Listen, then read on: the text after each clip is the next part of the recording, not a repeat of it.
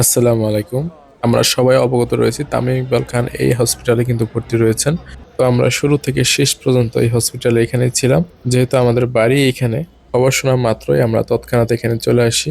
আর এসে যা দেখতেছি, প্রথমে আমরা দেখলাম ফাহিম স্যারকে। ফাহিম স্যার বের হয়ে যাচ্ছেন, উনি অনেক আগেই চলে আসছেন। আর উনি কথা বলছেন রিয়াসাত ভাইয়ের সাথে। আর আমরা জানার চেষ্টা করব কতটা ভয়াবহ অবস্থায় ছিলেন তামিম ইকবাল ভাই। ওনার অবস্থা কতটা ক্রিটিক্যাল ছিল সেটা কিন্তু আমরা জানবো। তার এই পরিস্থিতি থেকে কিভাবে তিনি উত্তোলন হলেন সেটা কিন্তু আমরা জানার চেষ্টা করব। তো ফাহিম স্যার চলে যাচ্ছেন, তাকে বিদায় দিচ্ছেন রিয়াসাত আজিম। আর এই হাসপাতালে কে কে আসছেন দেখা করার জন্য সেগুলো কিন্তু আমরা দেখবো আমাদের এই ভিডিওতে। শুরুতে একটা সুখবর দিয়ে রাখি, তামিম ভাই কিন্তু বর্তমানে একটু সুস্থ রয়েছেন। তার জ্ঞান ফিরেছে, স্ত্রীর সাথে কথা বলেছেন, সব মিলে তার অবস্থা আগের থেকে অনেকটাই উন্নত হয়েছে। তো কিছুক্ষণের ভিতরে কিন্তু মিরাজ ভাই চলে আসেন তামিম ভাইকে দেখার জন্য।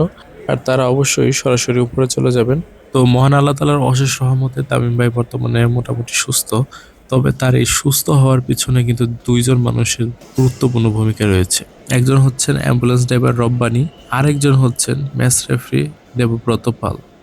তো দেবুদা আর এই রাব্বানি দুইজনের সহযোগিতায় তামিম ভাই কিন্তু বর্তমানে আল্লাহর রহমতে অনেকটাই সুস্থ রয়েছে। যদি শুরু থেকে বলি, তামিম ভাই যখন অসুস্থ হয়ে পড়েন তখন তাকে হেলিকপ্টারে করে ঢাকায় নিয়ে যাওয়ার কথা ছিল। ওই সময় পর্যন্ত তামিম ভাই মোটামুটি সুস্থ, কথা বলতে পারেন, অক্সিজেনও লাগে না তখন। তখন এই রব্বানির অ্যাম্বুলেন্সে করেই হেলিকপ্টারে যাওয়ার কথা ছিল। তিনি এই রব্বানির অ্যাম্বুলেন্সে বসা ছিলেন। তো আমরা দেখতে পাচ্ছি মিরাজ ভাই কিন্তু চলে যাচ্ছেন। তো যাই হোক, যেটা বলতেছিলাম, তো রব্বানির অ্যাম্বুলেন্সে তিনি বসা ছিলেন।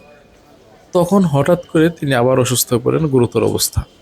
একদম জ্ঞান হারিয়ে ফেলেন, মুখ দিয়ে ফেনা বের হচ্ছিল। কোনো জ্ঞান নাই, কোনো পালস নাই, কোনো সেন্স নাই, কিচ্ছু নাই। এদিকে আপনারা দেখতে পাচ্ছেন আমাদের সবার প্রিয় মুশফিক ভাই কিন্তু চলে আসছে তামিম ভাইকে দেখার জন্য। তো মুশফিক ভাইয়ের পরপরই কিন্তু মাহমুদুল্লাহ ভাই চলে আসেন। তো যেটা বলছিলাম, কোনো জ্ঞান নাই, পালস নাই, কিচ্ছু নাই। তো সেই অবস্থায় একটা ডিসিশন নেওয়ার ছিল যে ওনাকে কি ওই অবস্থায় হেলিকপ্টারে উঠাবে নাকি স্থানীয় কোনো হাসপাতালে নেবে। আর এই কথাগুলো কিন্তু ইনশিওর করছেন আমাদের রিয়াসত ভাই। আপনারা চাইলে তার চ্যানেলে গিয়ে এই বিষয়ে দুটো ভিডিও আছে, দেখে নিতে পারেন।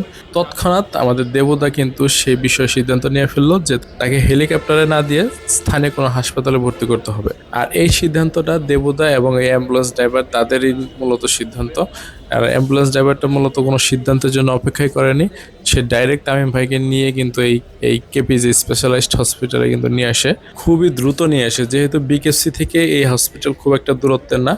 আর সেই হিসাবে উনিও যথেষ্ট এক্সপার্ট একজন ড্রাইভার ছিলেন। সেই হিসাবে প্রায় 2-3 মিনিটের ভিতরে কিন্তু উনি হাসপাতালের ভিতরে নিয়ে আসেন। আর নিয়ে আসার সাথে সাথে কিন্তু সমস্ত ডক্টররা যতটা সম্ভব, যতটা সাধ্যে কুলায় তারা কিন্তু চেষ্টা করে তামিম ভাইয়ের বর্তমান অবস্থায় তারা নিয়ে আসছে। তো এইখানে যারা এত সুন্দর উপস্থিত বুদ্ধির কাজ করছে তাদেরকে অবশ্যই ধন্যবাদ দিতে হবে। সেই সাথে যারা হাসপাতালে কর্তৃপক্ষ ছিলেন বা ডাক্তাররা ছিলেন তাদেরকে অবশ্যই ধন্যবাদ দিতে হবে। কারণ তাদের সবারই সম্মিলিত প্রচেষ্টায় কিন্তু তামিম ভাই বর্তমানে একটু সুস্থ অবস্থায় রয়েছে। আর আল্লাহ চাহে তো তাকে আল্লাহ সুস্থ করে দিতে পারেন। আমরা সবাই তার জন্য দোয়া করব, তিনি যাতে সুস্থ হয়ে আবার আমাদের মাঝে ফিরে আসেন এবং খেলার মাঠে ফিরে যেতে পারেন। এদিকে মুশফিক ভাই কিন্তু চলে যাচ্ছেন, তিনি প্রায় ঘন্টাখানেকের উপরে ছিলেন। এর পরপরই কিন্তু বিসিবি সভাপতি ফারুক আহমেদ কিন্তু বের হয়ে আসেন। তিনি কিন্তু এখানে সবার আগেই চলে আসছেন। মোটামুটি যাতে ফ্যামিলি মেম্বার যারা আছেন তাদের সাথে সাথে কিন্তু তিনি চলে আসছেন।